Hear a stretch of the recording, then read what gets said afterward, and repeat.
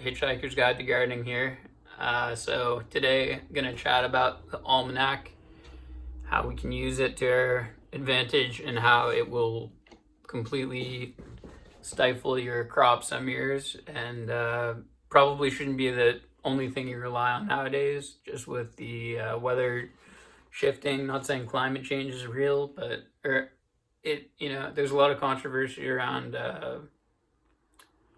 different parts of the world, how we're being affected.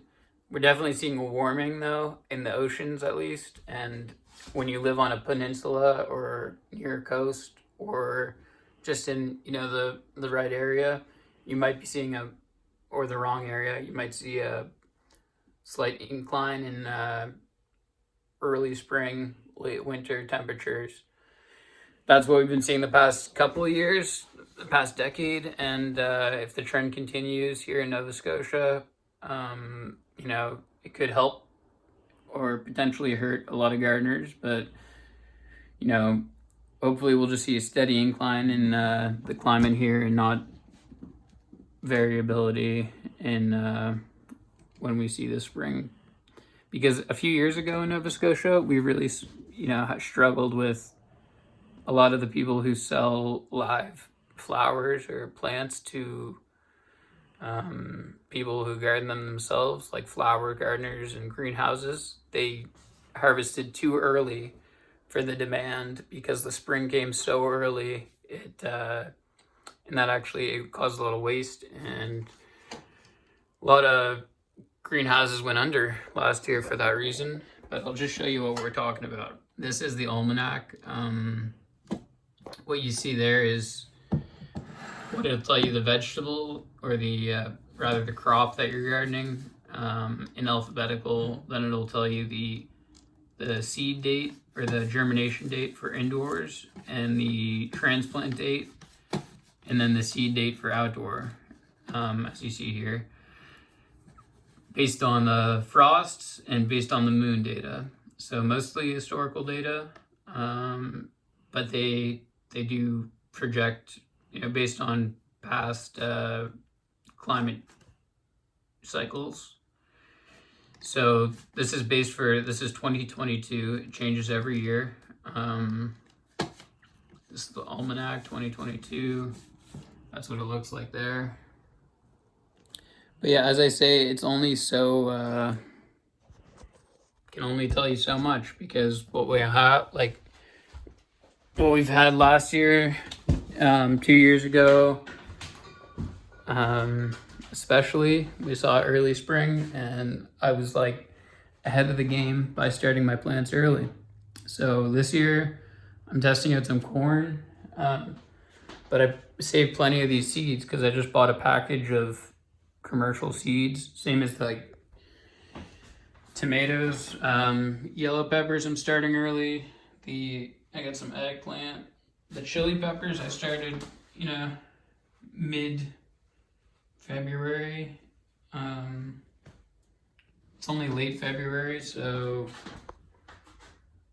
what we're gonna have is 2 harvests. We're gonna plant this corn right away come April, maybe even late March, or April.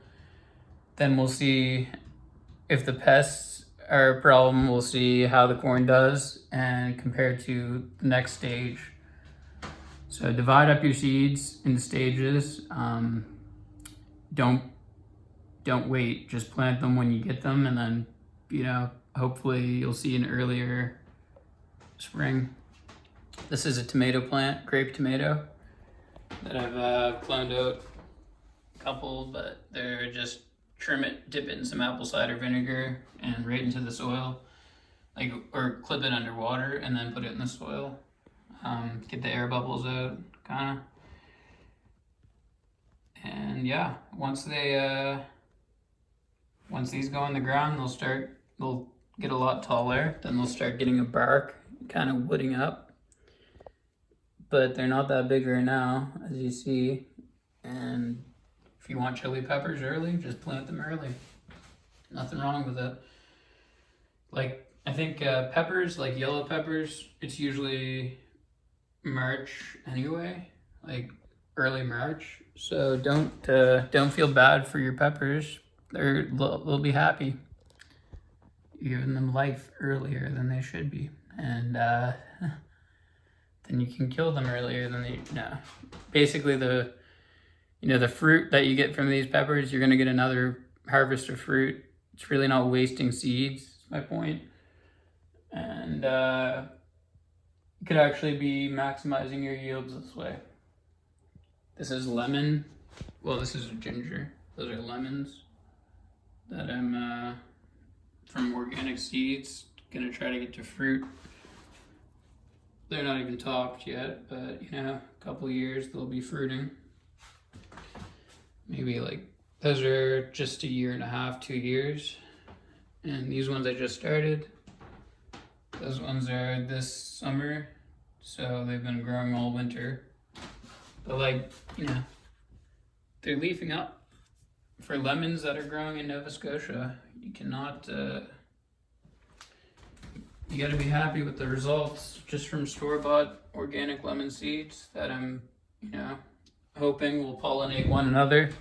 Some are different species, I think, but maybe a little cross-pollination there. And the corn is, popcorn that I have plans for. Gonna malt it and maybe brew a little beer. And peppers and peppers and peppers, they're not gonna be wasted. Eggplant, I didn't even like eggplant, but I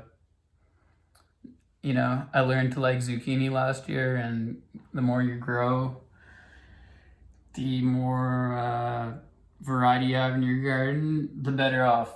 No question about that. So don't just stick to one plant. Plant a lot and try to follow the almanac as a basic guideline. But it's cool if you can grow a full grape tomato vine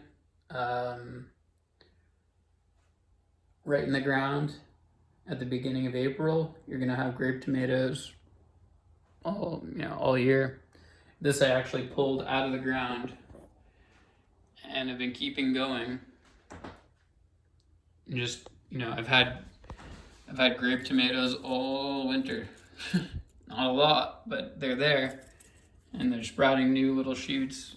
I just cropped it, or I trimmed it, whatever you call it. What do you call it when you pruned? I pruned it. Anyway, keep you posted. Thanks for watching. Don't forget to subscribe.